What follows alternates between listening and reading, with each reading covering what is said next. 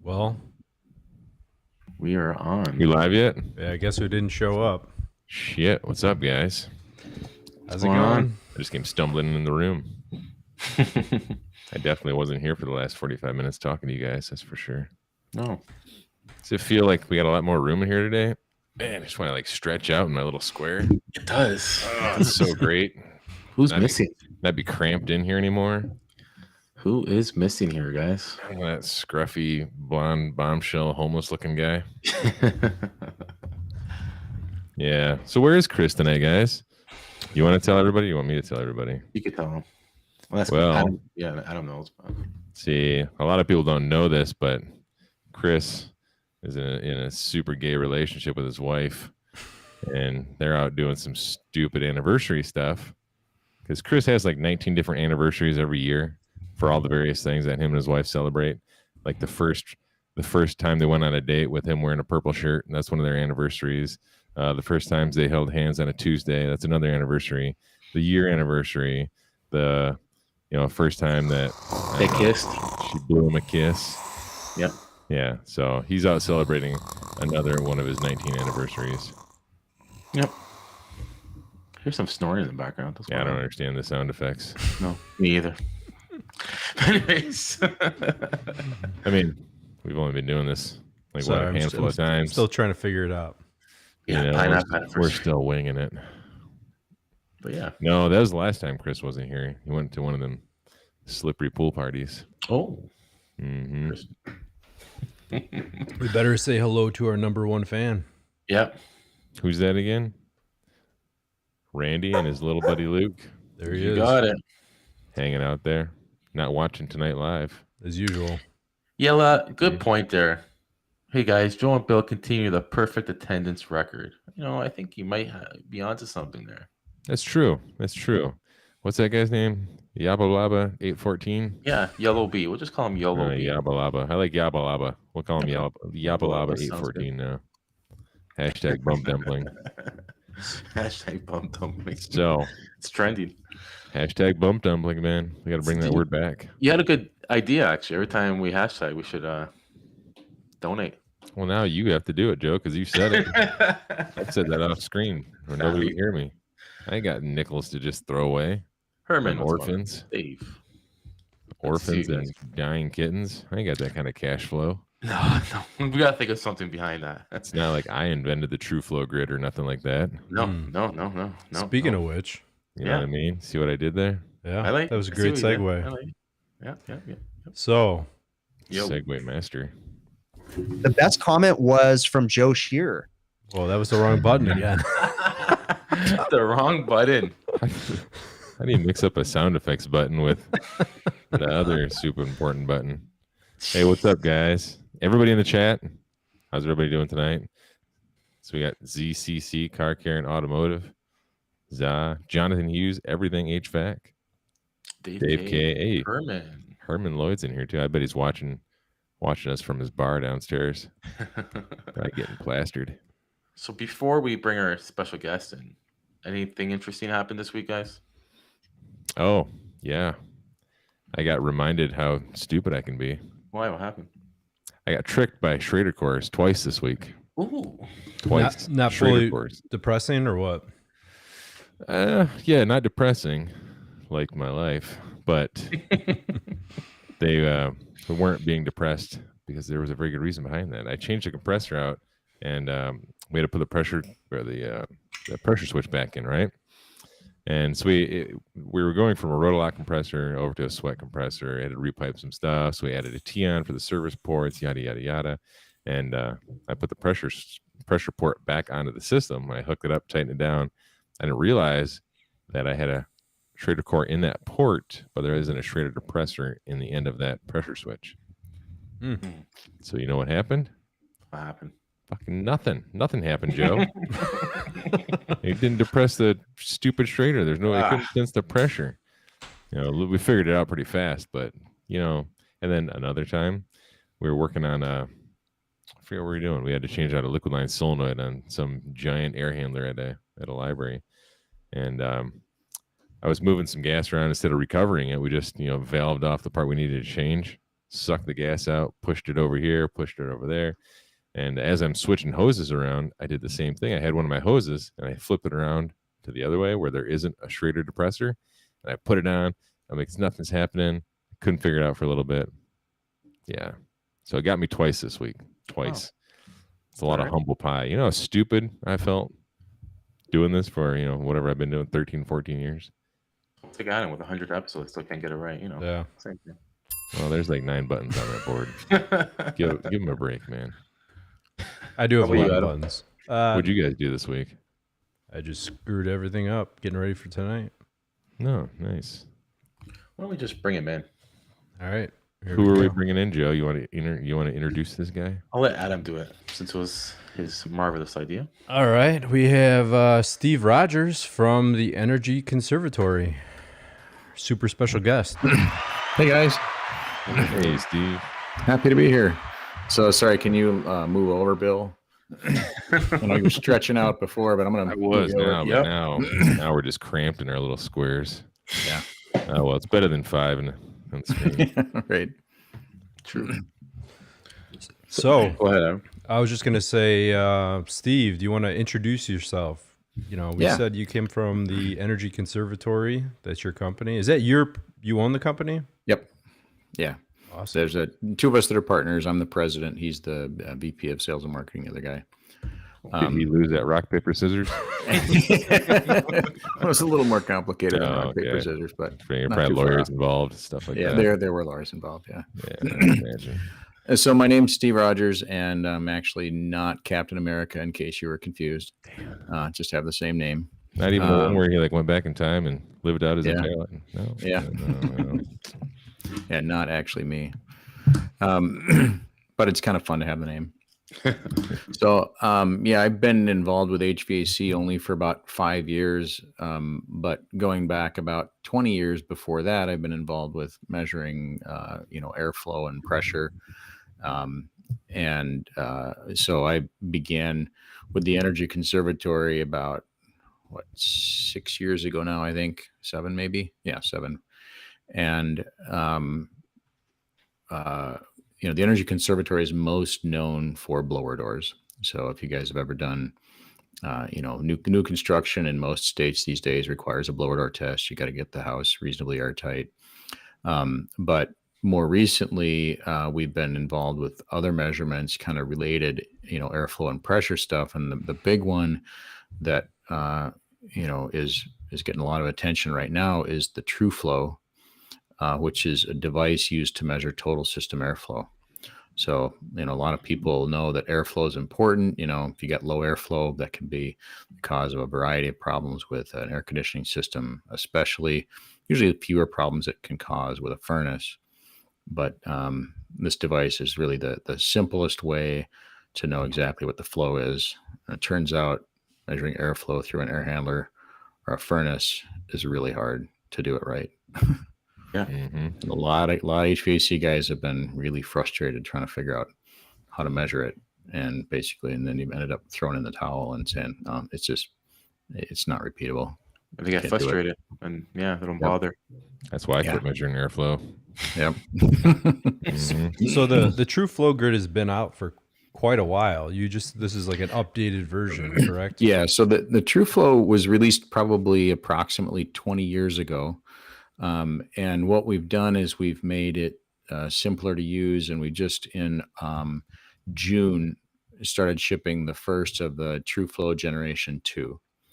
And what's new about it is, rather than being a device that slides into your filter slot, connects with tubing to your blower door manometer, it's now a Bluetooth device, so there's no tubing.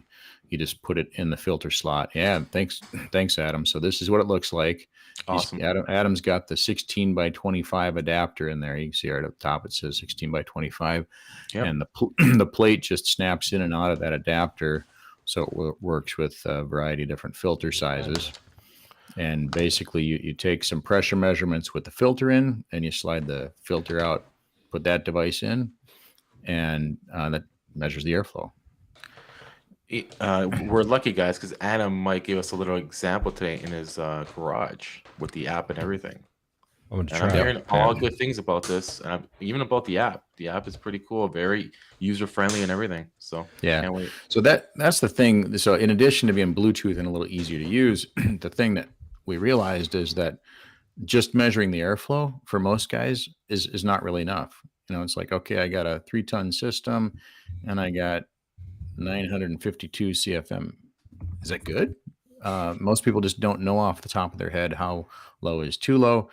So we put together an app that's going to ask a few simple questions, like what's the capacity of the unit? And then you're going to take between 2 and 4 static pressure measurements, one in the supply plenum, one in the return plenum, and then depending on the setup, it might be before and after the filter or after the evaporator coil. And then based on those pressure measurements plus the airflow, we can give you some really precise information about, okay, you're sitting at about 275 CFM per ton. That's way too low. And you've got a huge pressure drop across the evaporator coil. So clean that thing, and that might be all you need to do. Right. Or, most of us are in the Midwest, and so we're in the land of big furnace, small air conditioner.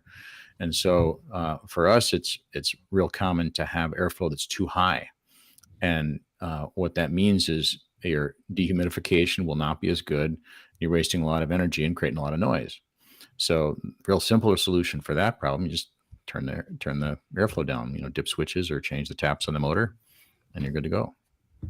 Right. And the bottom line too is it makes it easier, even when you're going into before you replace in a unit, guys, just before you replace a unit, just put it in, do a airflow measurement, because I don't know about Adam. I'm pretty sure Adam did the same thing. Like, we're in there doing external static pressure readings. We're trying to do a temp rise, temp split, estimation of, I'm not going to lie. Like, that's, every once in a while I get presented with the opportunity to do side work or, a small install job, which isn't really my cup of tea. It's not really what I do, but I'm always thinking to myself, whatever problem you have that makes you want to change over that equipment, I could swap it out with a new piece of equipment, and you're still going to have that same problem because you didn't verify airflow. You just have airflow issues, and that's all you need to do. Correct that, and your system's fine. There'll be times that you have this old old unit doing a better job than the new unit you put in with higher airflow, because you're getting more dehumidification out of it. I've seen that so many times. Since you put this new unit, it's been shitty. It's been worse. Yep. And the previous methods are kind of dumb, really. I mean, I don't want to say they're dumb, but I just remember in the past, like when I first started, it was you did the temp rise method, and what do? You know, you're checking airflow in the middle of summer. It's 90 degrees outside, 80 degrees in the house, and you're running the furnace for 10, 15 minutes, you know? And then you make an adjustment, then you run the furnace for 10 or 15 minutes again. So not the most ideal method of... No, it's not an improved method either. I don't think. And I'll quiz you guys about that method. When you do that, where are you supposed to put the temperature measurement on the supply side? Outside of the view of the evaporator coil. Yeah. Right? Yep. Okay. So if your furnaces are like so many in the Midwest, you got a trunk line runs north and south, right? Mm-hmm. Or east and west. You know, there's a T right at the top of the furnace. Why? So which way do you go? You go this way or that way? That's a good point. Yeah, and you don't want to go right in. Right. Yeah. It has to be out of sight. So it has to be either in the northbound or the southbound trunk line. And in my house, I got about 4 degrees difference between those two. So I wonder what you would do. Would you take both of them and average it? I think so. Well, that's good. What you should do is you should know, you know, if is your trunk line 50-50 or you got 70-30. Because if it's 70-30, then you got to weight the one with 70% of the airflow more than the one that's got less airflow, right? Yeah. So it's not simple. It's not straightforward. No, it's not. Exactly. And if you're using a I was always using a K-type, fluke little probe, and you stick it in there, and if you play around with it, if you move it slowly inside the duct, you would notice the temperature fluctuates based upon where you have it in the ductwork. And doesn't the actual velocity of the air moving that little thermistor sensor on the end of it around to influence it a certain degree? What I learned from a guy who knows a lot more about me about this, he's trying to measure exact, precise capacity measurements of a system installed in a house, is that the air, when it leaves an evaporator coil, that what you're talking about is its temperature. Mm-hmm. And it's not just temperature stratified, the humidity is also stratified. Okay. So your dew point temperature in the middle and the edges is different. Not only that, but the velocity also varies across the duct. So if you really want to know the capacity, you have to measure tons of points, the whole thing, the entire thing, and average them all together. Yeah. Interesting. Yeah, I was curious with your TrueFlow grid. I know like where the air is passing through, there's not much to the framework that could add resistance to it, impede the airflow. Yep. Is that something you guys have taken into account for, or something you factor into the algorithm? Yeah. So you're asking one of two questions, and I'm not sure. I'll just answer both of them. Sure. So I'm not sure if you're asking how much space do you need that's not obstructed, upstream and downstream of the grid. That's one question. Is that the one you're asking? Or no, grid itself. The grid itself actually has resistance to it, to the airflow. Yes. So and it's not the same as a filter. Good question. He could explain that. Yeah, for sure. if that's been factored into it. Yeah. So what Adam may or may not have noticed when he's tried out his TrueFlow grid is you make a static pressure measurement in the supply plenum when you still have the filter in. Okay. That's one of your pressure measurements. And then you swap filter out, TrueFlow in, and you measure that pressure again. And so what we're able to do by measuring the pressure in the supply plenum with the filter and with the TrueFlow is we can correct the flow reading to what it was when the filter was in. And so it's actually, your filter might be a little more resistance if it's a MERV 15.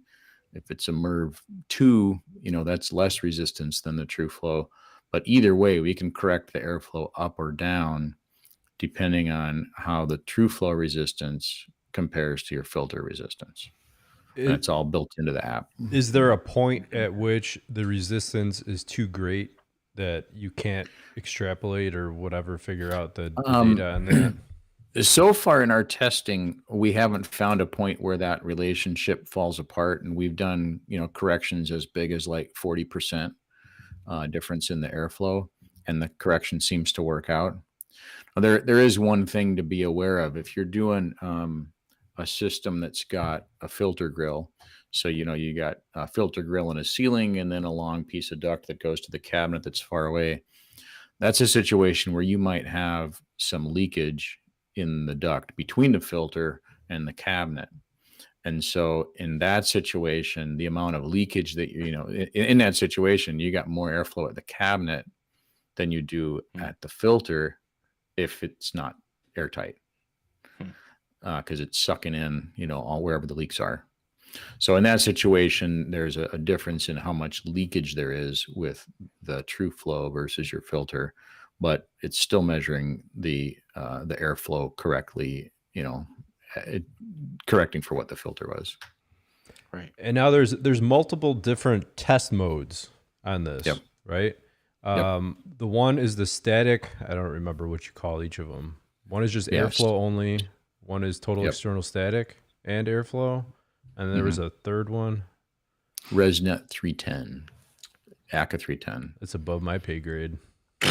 So depending on where you are in the country, install in a new construction, you might need to be required to meet the ACA 310 verification for newly installed equipment.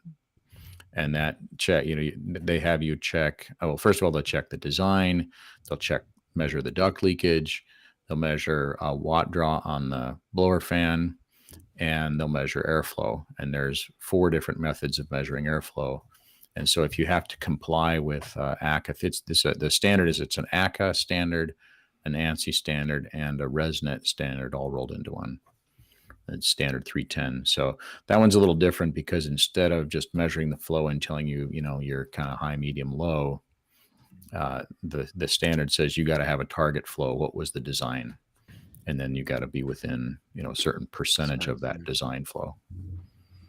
If you're doing just the system airflow versus system airflow and static pressure, is one more accurate than another, or are they? Yeah, they'll give you exactly the same flow.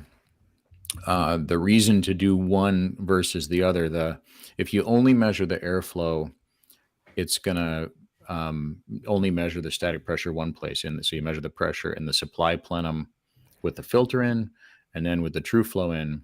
So we only know one static pressure if you're only doing airflow. What that means is if you got low airflow, we can't help you pinpoint whether your return duct is too small, or your filter is clogged, or your A coil is clogged, or your supply duct is too small. If you measure all 4 static pressures, we can actually pinpoint your low airflow and say your static pressure in the supply plenum is sky high. That means that either your supply duct is too small, or if it's in the attic, somebody kneeled on the trunk line and crushed it. So it's just a matter of what information you want. A lot of times somebody's just like, I just need a quick verification of the airflow. I just installed a system. I know the static pressures are okay. Other times you're trying to do more of a troubleshooting situation and they want to take the 4 static pressure measurements. But there's not a huge difference in the time, though. It's like it's going to take you 3 minutes or it's going to take you 5 minutes. Yeah. Now, with that TrueFlow grid, I'm not real familiar with the product, but I've seen the one that Adam has. And do you have, or are you guys working on something that's like adjustable to each different sizes? Or so I think right now you just have to buy the one, or do they have? Is that so? That's something you can add on to it then? So what Adam's showing, you see where it says cut to fit there? Yeah. We make adapters in the 7 most common sizes, and then additionally there's that cut to fit kit, because there's oddball filters, right?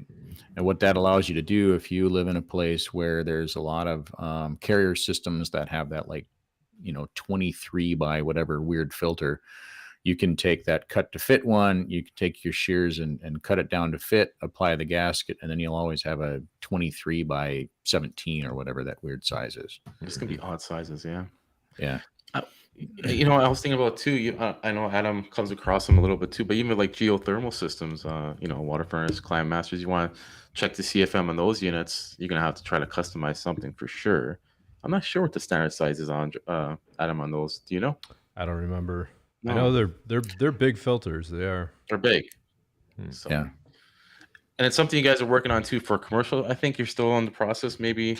Yeah. So can use it in commercial. Right now, a single TrueFlow grid is going to be limited to about 5 tons or 2,500 CFM, somewhere in there.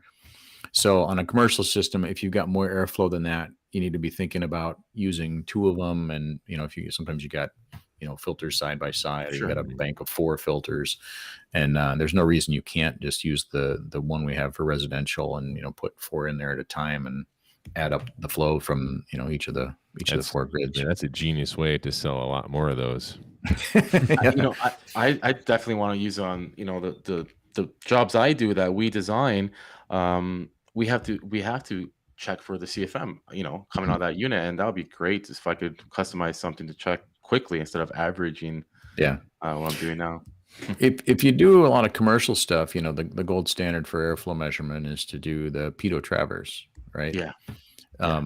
And that's a good way, because most of the time a commercial system has a long straight section, usually coming off the fan, where you can do that.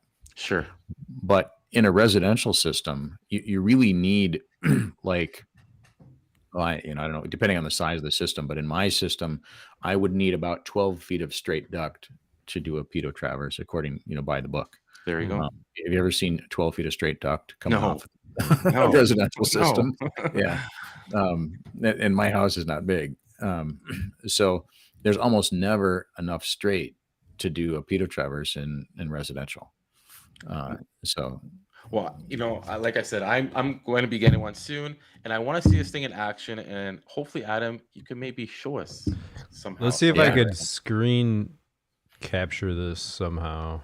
I bet he's probably pushing the wrong button. It's gonna make dog barking noises. If we think of any questions, we'll think of them along the way. Yeah, Brett also agrees. He's never had 12 straight feet of duct in commercial. Yeah. Yeah. Oh, even in commercial. Yeah. Mm-hmm. Let's see. Hopefully everyone could see that. Yep. Yep. All right, let's grab. All right, so yeah, this is the app. This is when you start it up, basically. And I'm just going to do the system airflow because I'm not very prepared. No, I didn't go through all the motions of drilling all the holes in that, but let's see here. Yeah. So show how easy it is. Yeah, so let me see. I just turned on the, what's the model on this? DG8. DG8. And then you could see on the screen that it picks it up. You click the plus button. It adds it to the app.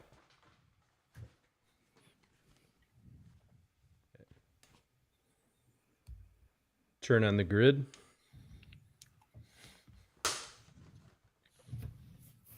Think I turned it on? It takes a few seconds. Sometimes you just refresh that screen or navigate away or there it is. Okay. Is that grid just battery powered or rechargeable? Yep.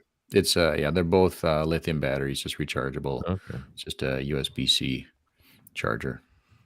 All right, so furnace is what we're gonna do. We're gonna call it horizontal. All right, so cooling capacity. We're not here. I'm just gonna do. Is this a heating only furnace? Well, I have like a bastardized Frankenstein thing. Let's but let's call it heating only. It's not, but I don't even know. Right now, we don't have a heating only mode, so you're gonna have to fake it out and give it a cooling capacity. Call it a 2-ton. Filter location, filter slot. Even though I'm using duct tape. Cooling climate. This is one thing I wanted to touch on too a little bit, because I know a lot of guys in the Midwest, they're used to seeing 400 CFM per ton. And you have 350 for a humid climate and 425 for a dry climate. Yep, that's going to change. We're going to have 3 choices fairly soon.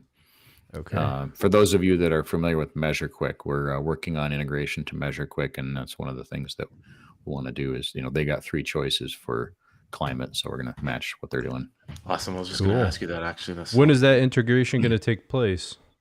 We're working on it now. We don't have a release date yet, but we've been working with Jim Bergman's team, and we're starting to get things rolling. Nice. Nice. All right, so this is all filled out. I'm going to click next. And Mike Gianfranco in the chat Here said we battery are. life is good too. Yeah. All right. He said so what? The battery life is good. I'm going to Oh, go try to rig this up. So talk amongst yourselves. Yeah. So you can see here, this is showing Adam where to drill the holes if they're not already put in there, or install the pressure taps if we're talking with a customer who might get concerned about drilling a hole. So the green hose there shows you exactly where to put it. You got a measurement in the supply plenum, in the return plenum, and then before and after the filter in this case, and before and after the evaporator coil. So, Yeah, Chipmunk. Yeah, the design is awesome. The layout's really good on the app. Yeah. So far I like the app. It's very straightforward, user friendly, nice big colors. Yeah. Yep. So because he's doing the flow only, it's not going to have him measure all 4 of those pressures. He's only going to measure the one in the supply duct. Gotcha. So that's what it's showing right now. In the other mode, you'll measure pressure at all 4 of those places, and then it helps you pinpoint what's going on. Gotcha. So evaporator, supply, return, and I guess filter, is it? Yep. Yeah. The yellow thing that's filter. That's you can your see a filter. little better on. Yeah. Cool. What kind of range do you have on this device? Because it's Bluetooth, correct? Yeah, it's Bluetooth. I would say pretty good. The problem with range is it depends way more on how many walls you have to go through than how far away you are. I tested in our building, and in the middle of a straight hallway, I can get like 800 feet. Oh, okay. But if you're going through 2 walls, if they're concrete walls, you might have trouble. Yeah. But so far, it doesn't seem like it's something you really need to be 900 feet away from. Yeah. No. But like I said, that's with no walls. If you've got walls, it might be, only 50, 75 feet. Something like that. I think there was a question in chat, and I believe it works the same principles as the filter, but he's asking, does it factor in what side the return comes in? The bell end of the blower motor creates a restriction to airflow and drops your actual CFM. Yeah, so that is not a problem as long as you have, so that the specification is we need there to be 6 inches upstream of the TrueFlow with no obstructions, and 2 inches downstream of the TrueFlow with no obstructions. So as long as you've got that, and usually that's not hard to do, the airflow measurement will be accurate. If you actually have a really tight filter rack, give us a call and we'll help you figure out what's going on there. But what happens is, because we're actually measuring the airflow, if you set up a system with the return coming in, the motor side or the non-motor side of the cabinet, you would probably measure a slightly different airflow. That's interesting that he mentioned that, because that's one reason that the manufacturer's fan chart isn't always accurate, because you get a slightly different flow at the same pressure depending on which side you're coming in the cabinet. Right. Now this is interesting on this one. It seems the static is dancing around a little bit. Looks like it's going from about 0.02 to 0.32, give or take. You're in the supply duct? I am in the supply duct, yes. Okay, because it's measuring a negative pressure. Do you have the tube on your I probably have it on the side? Yeah. I'm in the dark over here. I could flip it. Okay. But yeah, hang on.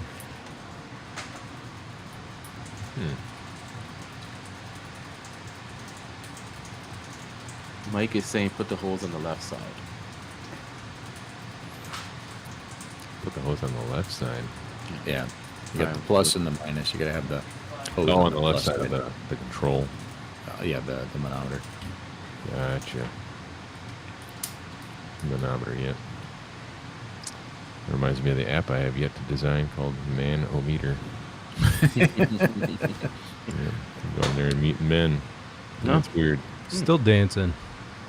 Well, it's dancing probably because you're in a turbulent part of the I wonder if of the airflow. I wonder if I spin it a little bit. But when you take a measurement, watch, it's going to average for about 5 seconds, and it should, average that out. Okay. Oh, cool. So so that Okay, 0.026, right on. Yep. All right, so then you hit continue. All So right, now let it's- me go put this thing together. Yep. So now it's telling him, remove the filter and put the TrueFlow in the filter slot. Of course, we want you to turn the air handler off, replace the filter, and turn it back on. That's just a safety precaution. So what you should know, though, is if you're turning a system off, if you've got one of those systems that takes 5 minutes to get back up to speed, you got to take that into account and wait till it's back up to full speed before you measure. It's a step by step. It's good that the guys are saying this because this is like step by step telling you what to do exactly. Yep. Pretty cool. So now he's got it in there. He's got the airflow obviously going again, and it's bouncing around a little bit. But just like with the pressure, if it's a little unstable like that, we can take 5 seconds and average it out. It usually does pretty good. Okay, here we go.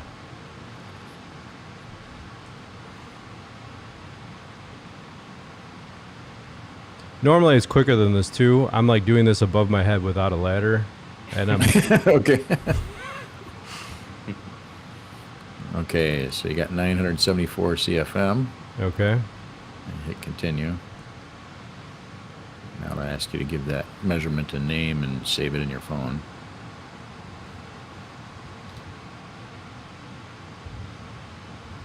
Okay, so when you do the airflow only, what you can see here, he's got 487 CFM per ton.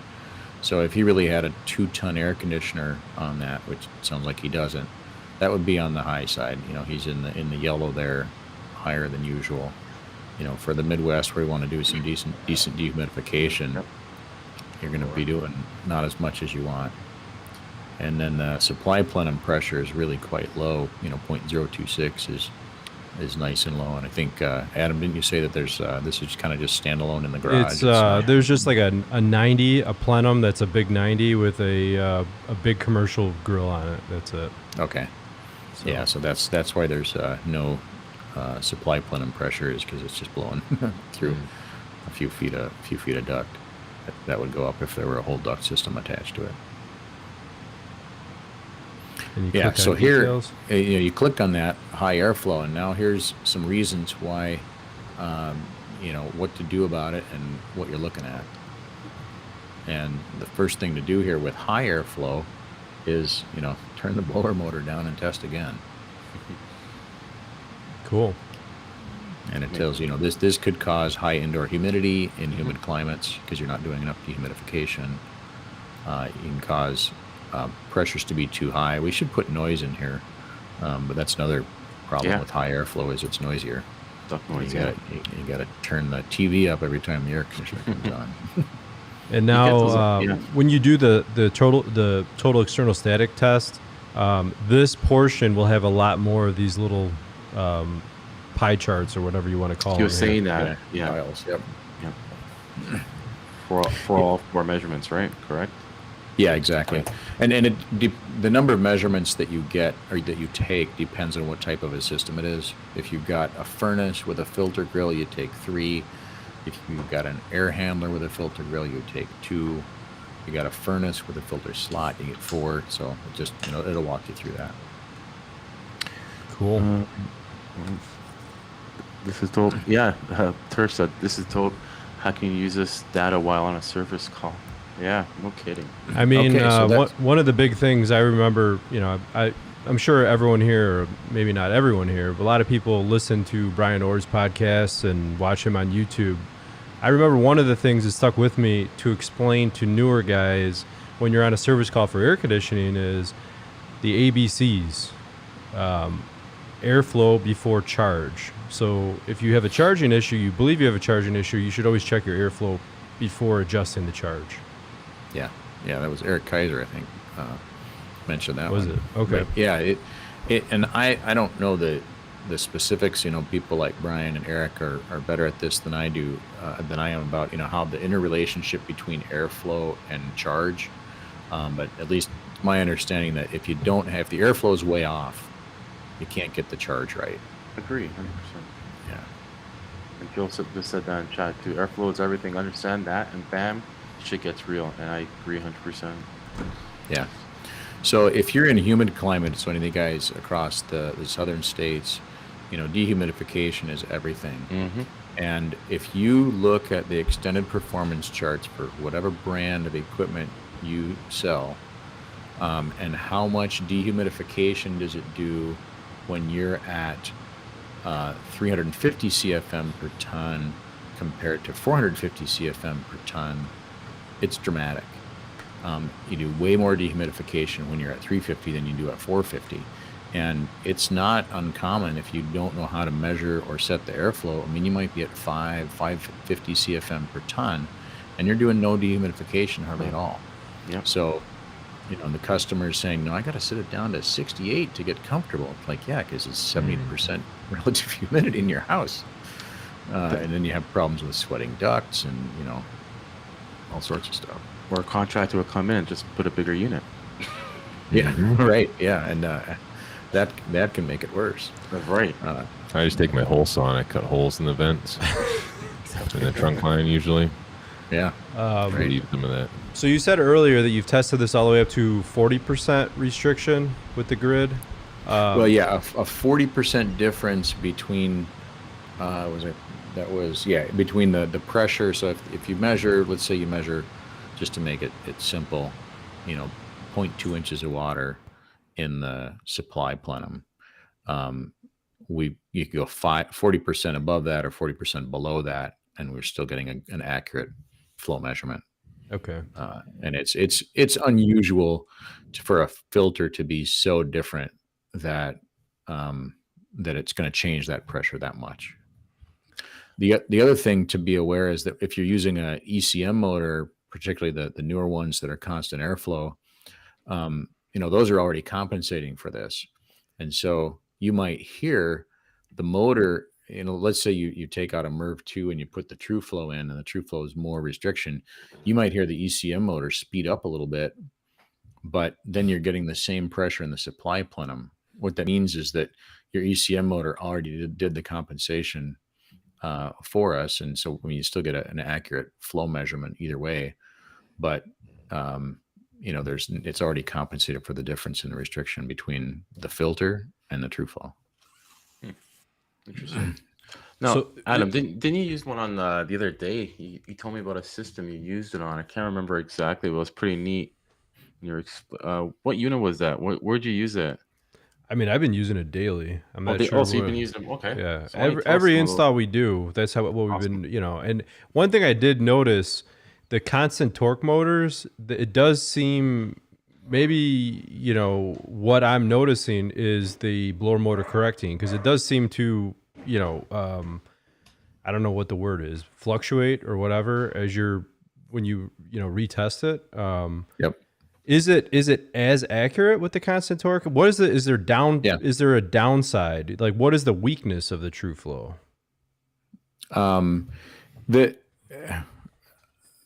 It's perfect, man. Is it? Damn. No, it's really good. So the ECM motor doesn't make it worse because it's essentially the motor's doing the same compensation that we do with the manometer.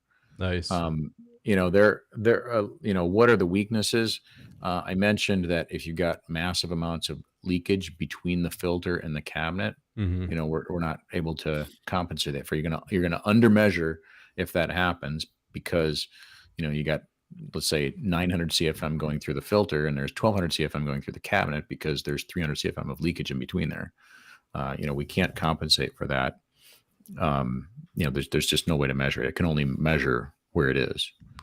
Laska has I don't know if it's a question or I guess it's a comment. He says, lowering fan speeds in your furnace won't change anything. Look at the blower tab chart going up or down. 0.1 inch water column. You're not gaining anything with the supply static. It would hurt you. Now, are we talking about heating or cooling? I can't tell from that comment. I'm not sure. Let's see what Let's he say says. cooling. In cooling is, if you look at the extended performance tables, there's a column called SHR, or S divided by T is how Goodman does it. Are you guys familiar with sensible heat ratio? Yep. Heard of it. Yeah. So the sensible heat ratio tells you how much of the cooling is reducing the temperature of the air and how much of the cooling is removing humidity from the air. Right. It's basically latent and sensible. Yeah, exactly.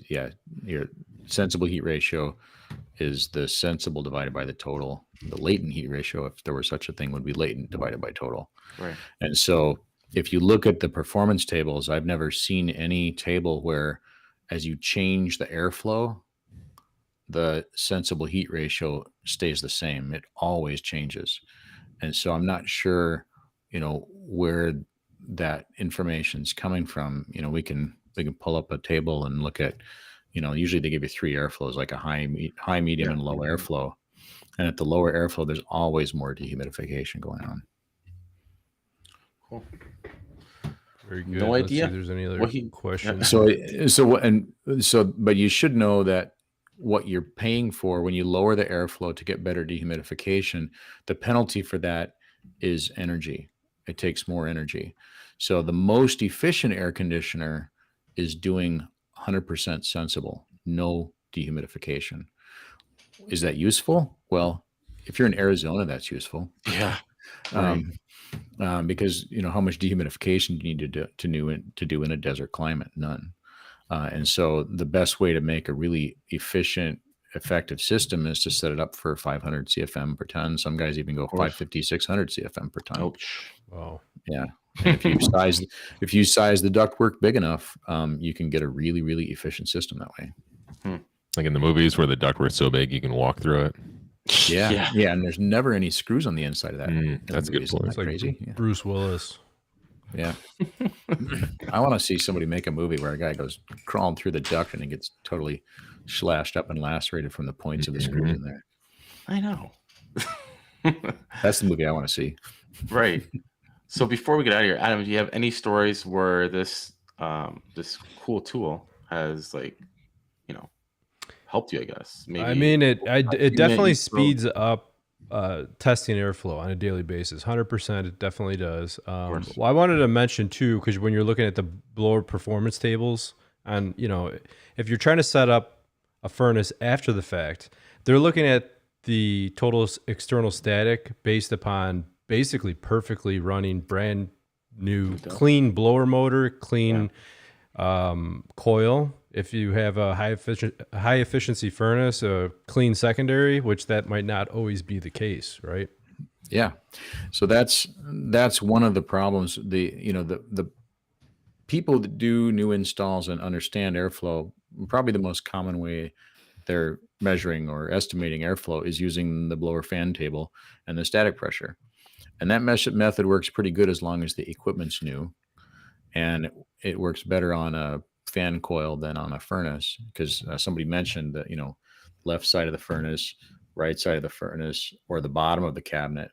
All those are slightly different, but there's only one table there, and it's probably airflow coming straight in the bottom.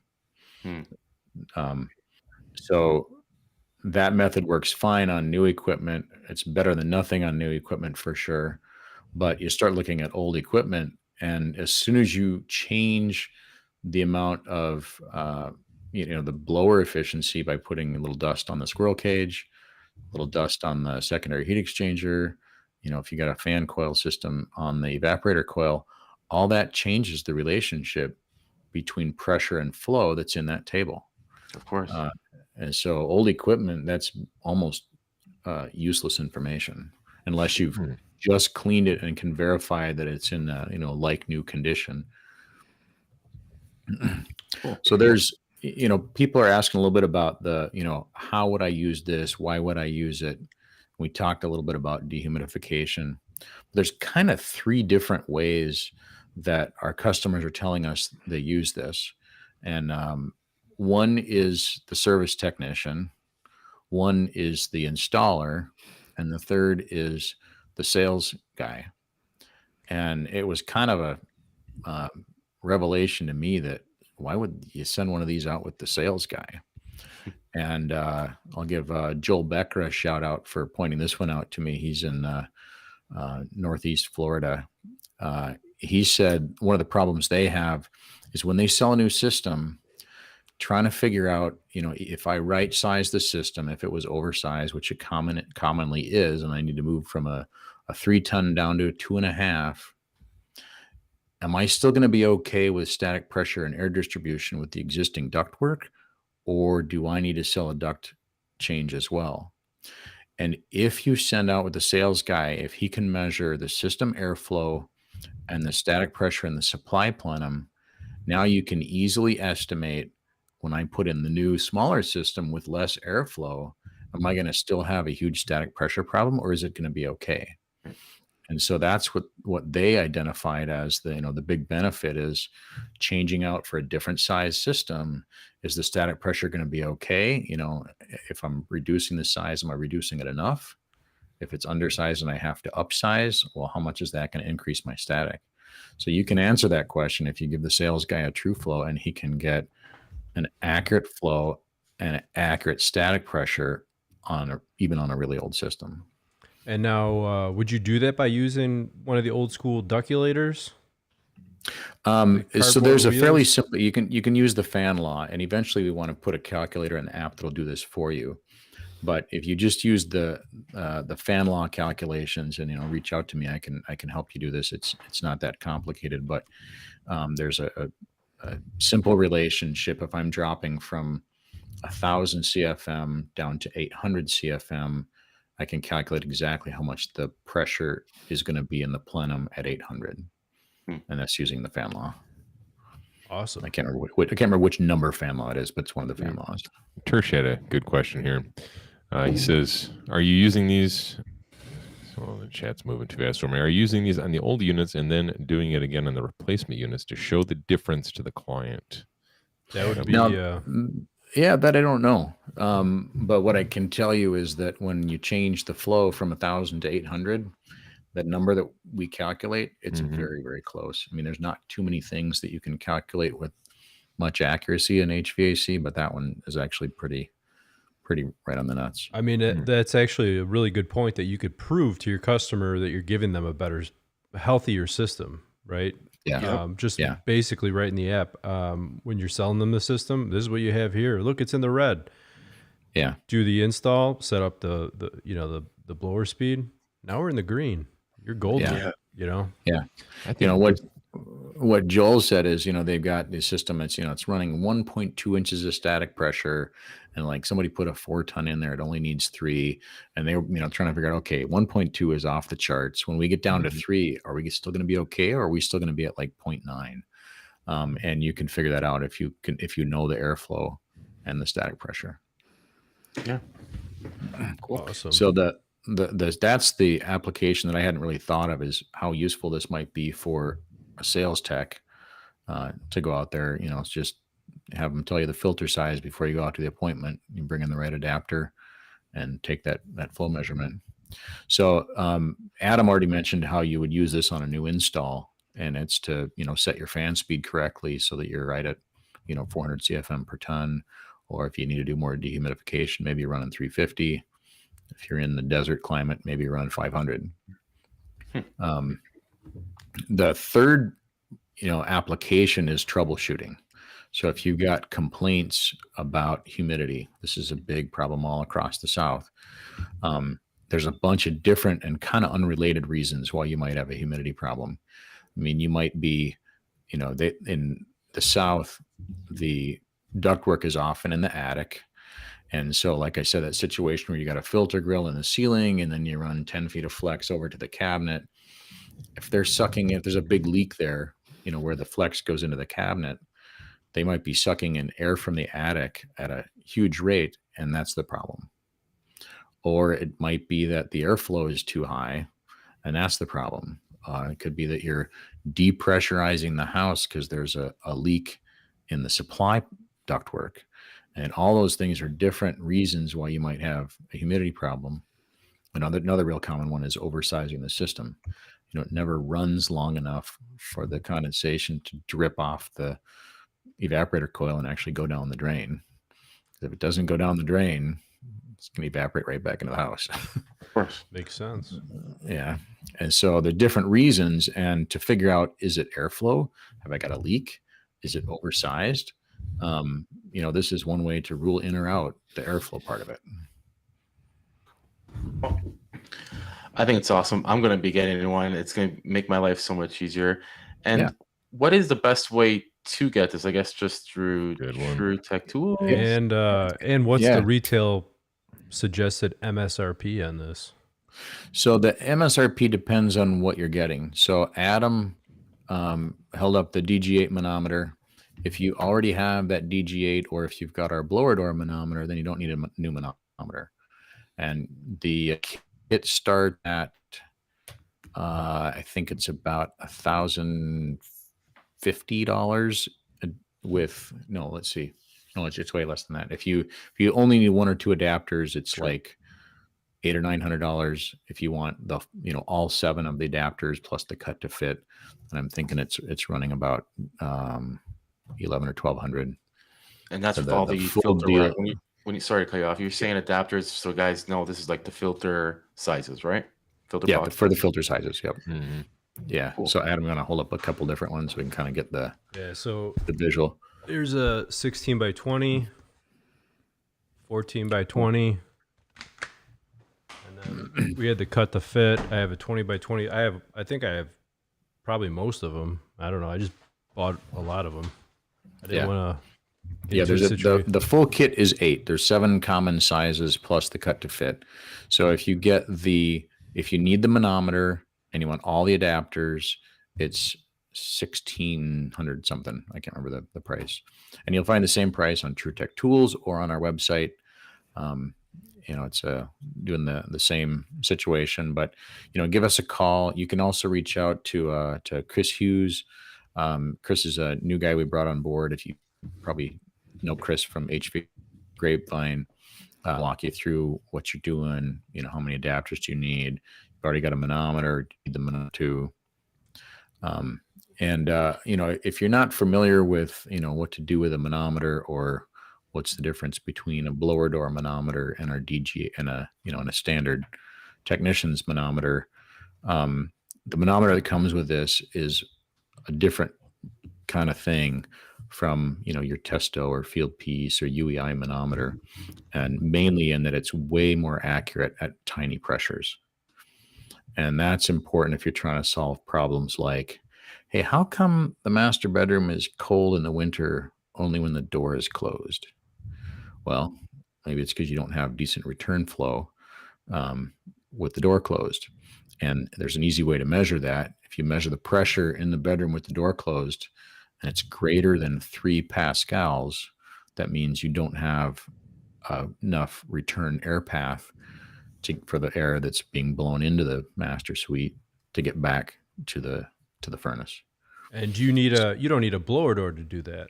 No, you don't need a blower door, just the manometer. And the other thing that's really common is if you have ductwork that's leaking to the outside of the house, either on the return side or the supply side, you're either pressurizing or depressurizing the house, because whatever leaks to outside has to get made up by getting, pulling leaks through the house.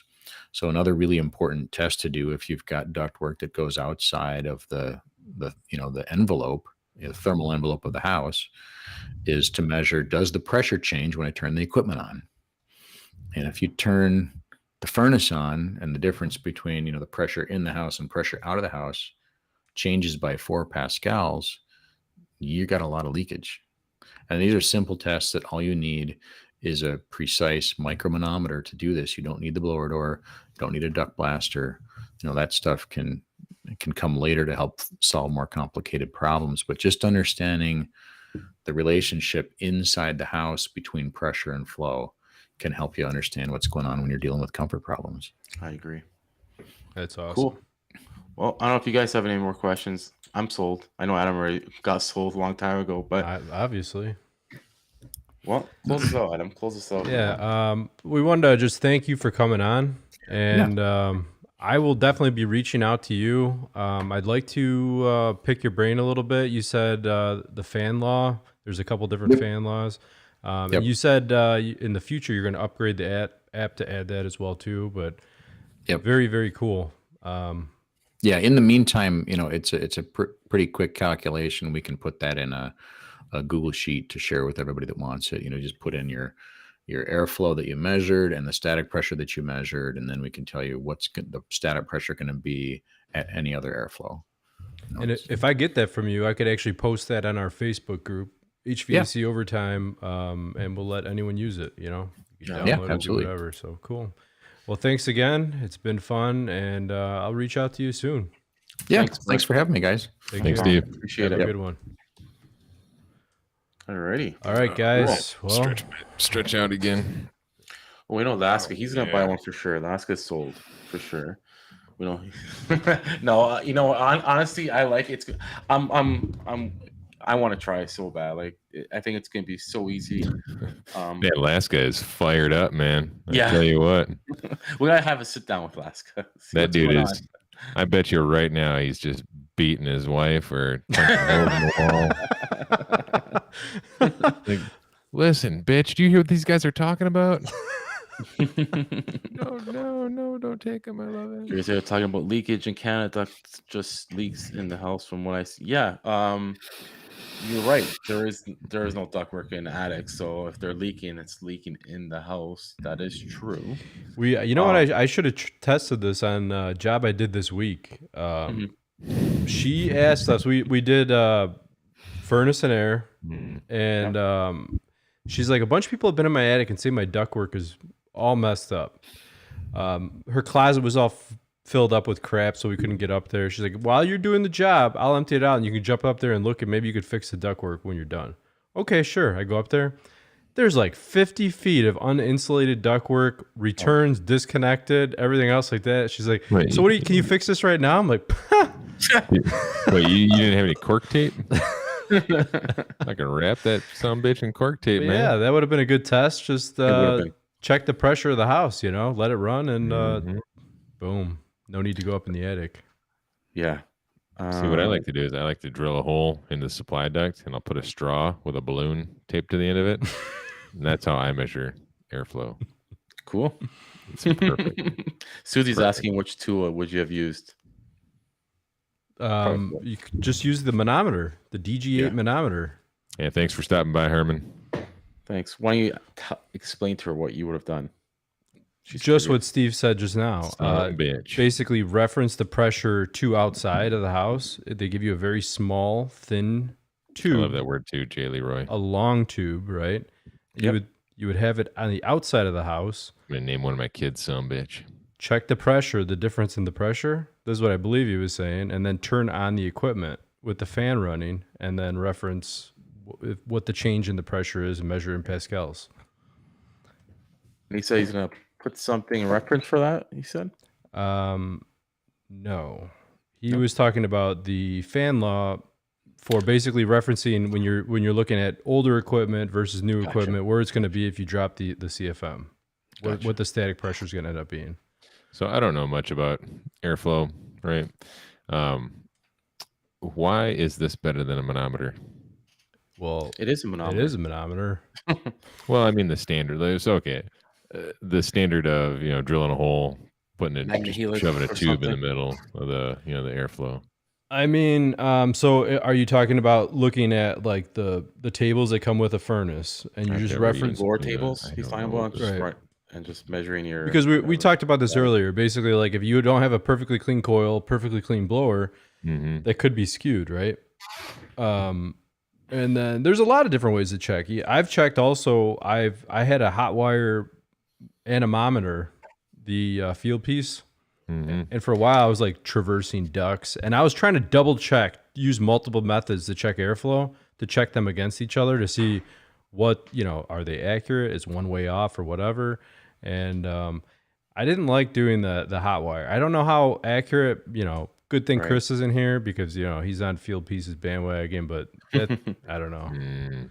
That thing's a paperweight. It's it's a pain doing averages. Why not just even temp rise and the temp split? Like, and then doing the output. It's just a pain. If I could just slip something in the filter rack, and just get my measurement, boom, I'm happy. I'll use it more often. I'll do it more often. See if it can suck it in.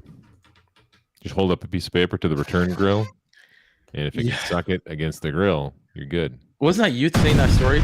Obviously. Who was saying that? That was me.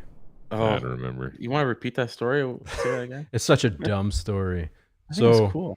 I don't do a lot of commercial work, right? Mostly residential. There was one customer that he asked me to take care of his. I want to call it a restaurant, but it's not really a restaurant. It's like a small coffee shop, and they had like a single toilet bathroom, small, tiny little bathroom, and there was an exhaust fan in it. And you have to have, I don't know if it's a health inspector or what comes out every so often and checks things. And he called me up and he put the guy on the phone. He's like, I'm failing him because the exhaust fan's not powerful enough.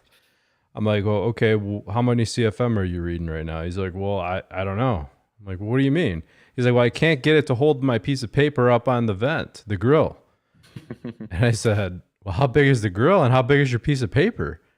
And he's like, well, it should be able to hold this up. I'm like, well, based on what size grill? What airflow? What kind of math are you using with a random ass piece of paper? Well, that's what I was wondering. And it's like, okay, so that's what we're going off of for CFM. All I got to do is get this to hold to the grill and we're good. That's it. Get a bigger piece of paper, it'll hold it. Or a smaller grill, right? Yeah. 1-ply, 2-ply, does it make a difference? I know in the restaurant world, I would, when I had service calls about exhaust fans not working, first thing I do is walk through the kitchen, the make line, and I would take a napkin or something, hold it up to the exhaust, just to see if it would pull it in there, and it should. Yeah. The old napkin test. The old napkin test. Mm-hmm. Well, I think it's for a show that's sometimes not as interesting when we have a guest on, we try to make it the best, but yeah, it was all right. Chris is at home having a candlelit dinner with his wife right now. Mm-hmm. Probably talking about how she reminds him of the smell of a certain candle. He would have had a lot of good questions, but it's all right that he let us down. I mean, their undying love for each other. Nah, he I don't know if he would have questions. I know he was curious about the commercial setup. No, he wouldn't. He would just jump in there and try to find a way to sell his merch. Put his plug in. Mm-hmm. Yeah, I was wondering if you can take that and like put it over top of a condenser, measure the airflow. Why? Coming out the condenser? I don't know. Why not? Why do you care about the airflow condenser? Before it's cleaned, let's say it's really dirty, just for experimental reasons. Oh, I guess for experiment. Yeah. Put it over there when it's really dirty, clean it, and then just to show the change in airflow from a dirty coil to a clean coil. I guess it's expensive to do What that. do you mean, I mean, if we're doing that, I might as well hold the rope the thing up on a flagpole in New Orleans, and we could measure the hurricane winds, right? Oh, this is a great idea because there's no other way to test. I mean, there's no other good way that I know of to test the airflow coming out the top of a condenser. Because I mean, you have to have something that goes over top of the whole fan. It's called the handometer, bud. The flow handometer. Yeah. I need something accurate. Something I can say like, hey, cleaning that coil, give me 100 extra CFMs or whatever. Yeah, I guess. Mm-hmm. Well, and you guys are like, oh, let's put it in here and measure this airflow through the ductwork. And yeah, like, who needs to do that? Who needs that, right? Yeah, nobody's ever going to change their ductwork. Oh yeah, I know you came here. I know you came here because my filter was dirty, but yeah, rip all that ductwork out. I don't mind spending $75,000. Hey, listen, if the house is not built and they're getting a new built, it's worth it. If you have comfort issues, you'd be surprised, what people will spend money on. Yeah, I'm always uncomfortable. And I think somebody in chat even said, "Oh, it won't work on some of my clients, like in the slums." Well, of course not, because they could give two shits. They just want a system working. But for systems, like you said, people that are frustrated, for systems that want better comfort, maybe some rooms are not. Getting airflow. You could you could diagnose a dirty evaporator coil, undersized evaporator coil, right? A whole host of things. Yeah, I remember that was just a little snippet of what he showed. It was like There's a lot you could do with it. There's 4 different What's ports. the difference between a? I mean, I guess you could attach your gauges, but how would this machine be able to tell you the difference between a dirty coil and just a small restricted coil? Well, it would just tell you your pressure drop across the coil. So it would tell you your coil is your problem. You So don't then know you if could it's test dirty. it after. You don't know if Test it's it dirty. after the evaporator, though. And Yeah. then you'd be able to figure that out. Right. But hey, so Alaska says you would need to take static pressure drop across the condenser coil. How do you do that? For what are you talking about? A condenser. He Like, I'm still wants to talking- measure On that? airflow on a Let's condenser. get out of here. Still on I that. mean, Let's get out of here. Yeah, the whole None of your thing guys' is, questions were any fun. I was gonna ask him if we could measure velocity of a fart.